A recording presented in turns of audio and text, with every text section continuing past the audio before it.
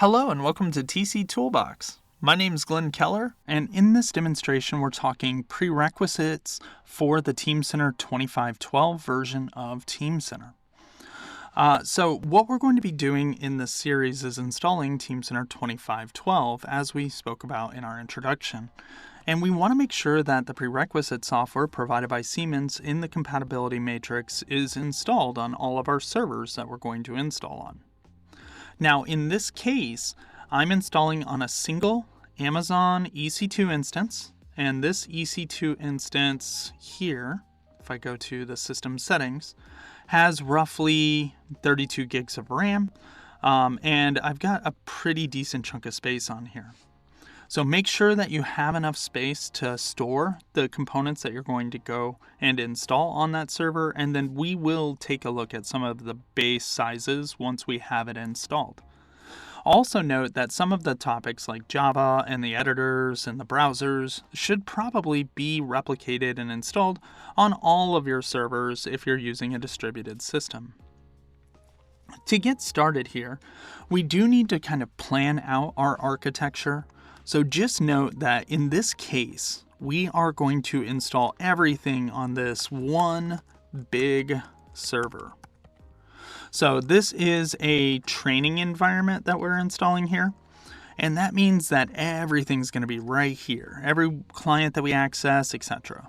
But in a real world environment, that server, the core of Teamcenter, is referred to as the corporate server.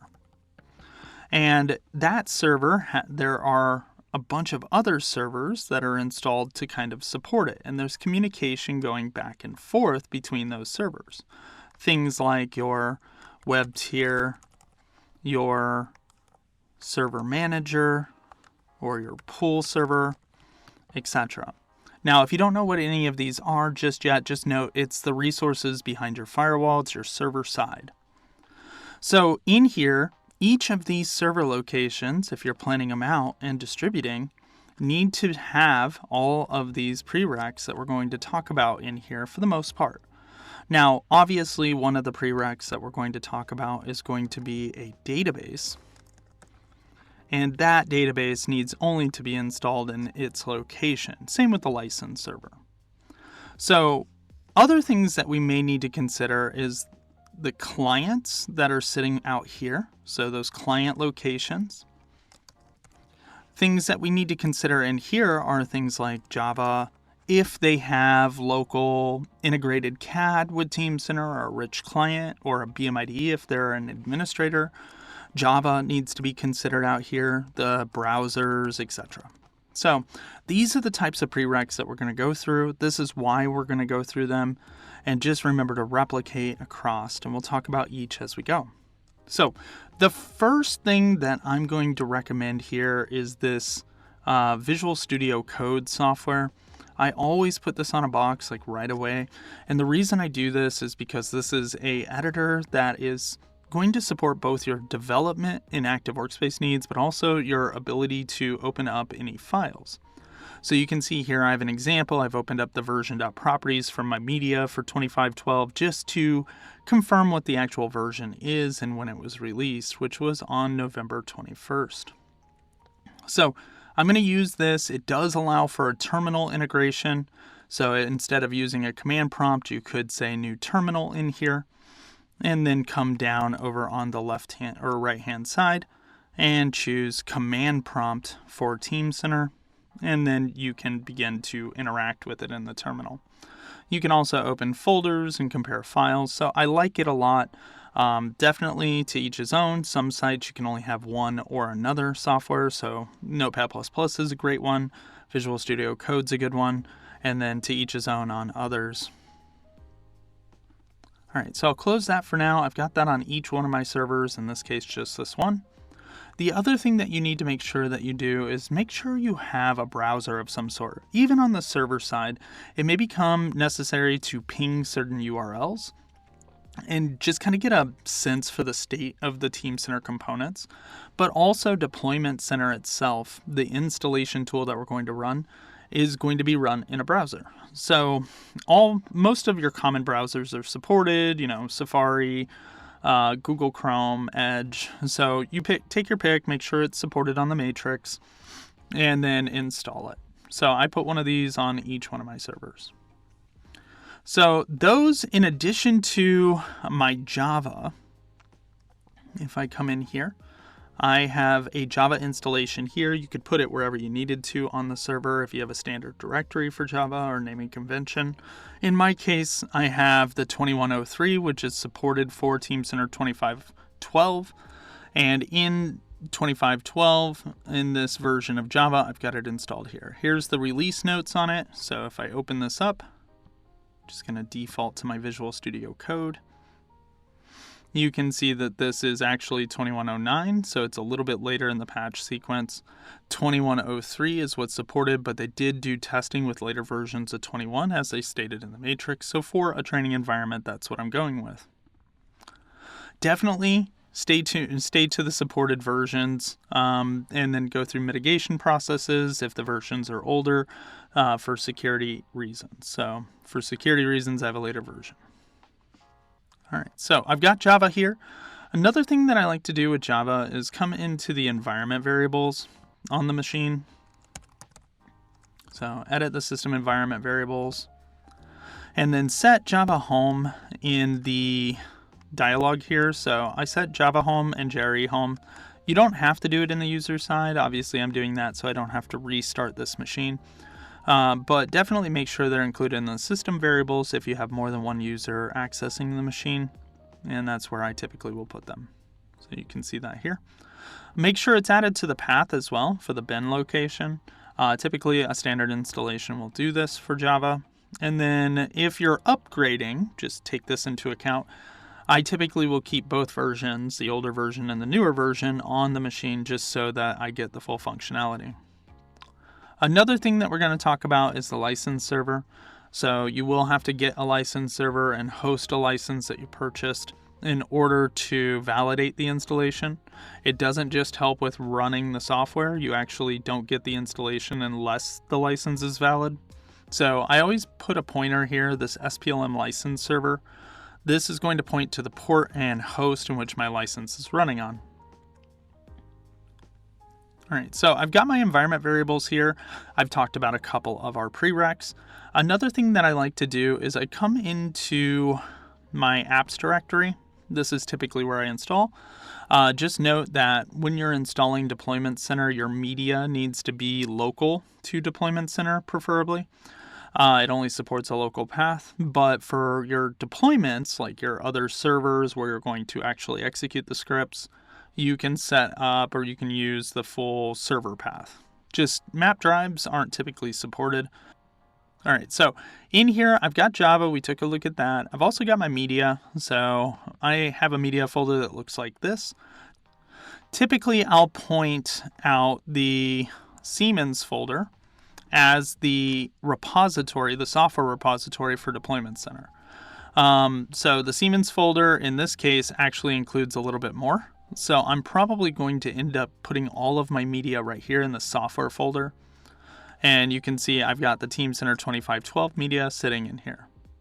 So if you are on Linux, you'll have the equivalent and you'll have to put it in the app PLM or something like that, folder-wise on the operating system.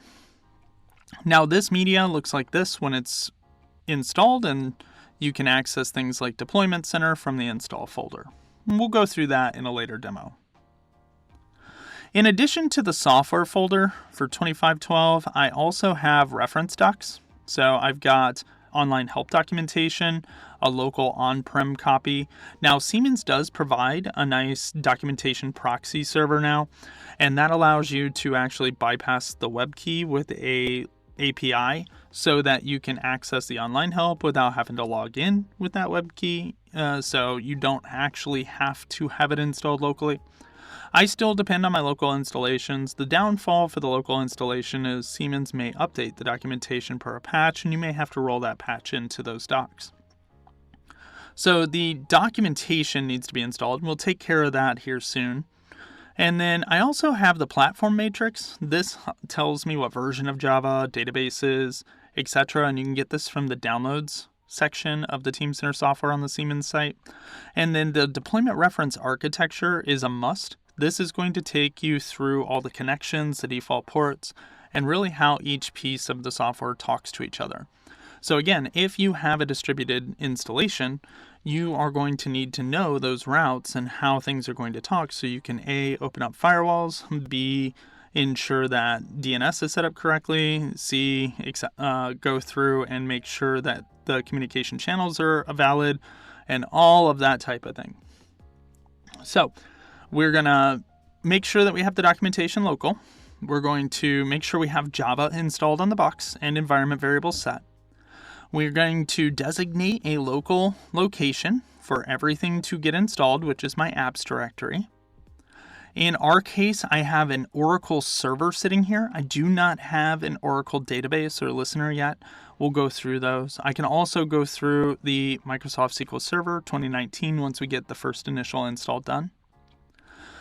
So I've got the Oracle server sitting here. So the software that I downloaded from the location is right here. So I just extracted it to this location.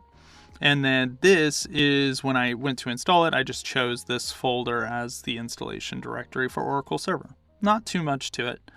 Where it gets tricky is when you're installing for Teamcenter and making sure that you've supplied the correct templates in order to build it out. But I've got the prerequisite work done.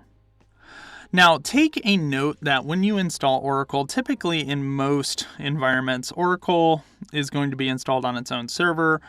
You're going to have a set of DBAs that manage Oracle. If you're in a smaller environment, it can run on the same machine, but you may want a nice security mechanism, like an Oracle user, if you will, to control the Oracle services that are running. So just make sure that you're creating your operating system accounts before really installing anything and assigning which operating system account is going to be responsible for what service. In our case, I have one account called InfoDBA that I'm logged in as, and that InfoDBA account is going to be my administrative account I'm using for all installations. And anytime I install or uninstall, I'm going to use that account. Now, we'll go through that a little bit more here in a minute. The Siemens folder is going to be my installation directory. So my TC root, which is my install directory, my TC data, which is going to be my data model directory on my corporate server, basically what's updated to update the database with. My volumes, all of that type of thing when I go to install is going to be here. I'm also in this case going to install Deployment Center here. And then finally, Zoom It. And Zoom It is really just this tool that allows me to do squares and triangles and point. So Zoom It's freeware from Microsoft. Feel free to go down, download it. Just make sure you Google it and get it from Microsoft. All right, so I've got my folder structure in here. I don't really have anything else installed on here. If this was a previous instance of Teamcenter, like I had a 2506, I uninstalled it and I want to install fresh, make sure that if you go to the temp directory in here, there are no V previous version folders. So it'd be like a V2506, V2512. Make sure that those folders aren't there. I don't see one. You'll see one once we get the installation done. The other thing that I would like to clean up, if it exists, is inside of my installing user, if there are any Teamcenter or Siemens folders in here or FCC caches, make sure those are cleaned up as well. All right, so we've got Java here. We know we have our documentation sitting there, so we'll have to go through and install that. We've got our Oracle server set up so that we are prepared to do our database installation. We know that where we're pointing for our license server, and we've got our editor and browsers installed as well. So now we can go in and we can begin to install the other prerequisite software, things like my license server, where I'm going to point that to. I can go in and install my database next, but just make sure that you're doing this with a user that has the correct rights. So again, in here, if I go into users, add, edit, remove users, or actually I'll just go into my local security policy. So if I go into my local security policy in here, I have in local policies under user right assignment, I have this login as a service setting here. And this has my InfoDBA account on it. The reason that I have that set for my InfoDBA account is because InfoDBA is going to be used to create and start services on the machine as a part of the installs. So make sure you have your administrative user there and the security policy set to log in as a user if you're on Windows. All right, so in the next demonstration, we're going to take this a step further and we're going to go into a database installation and try and get the Oracle prerequisite accomplished before we go in and tackle other prereqs.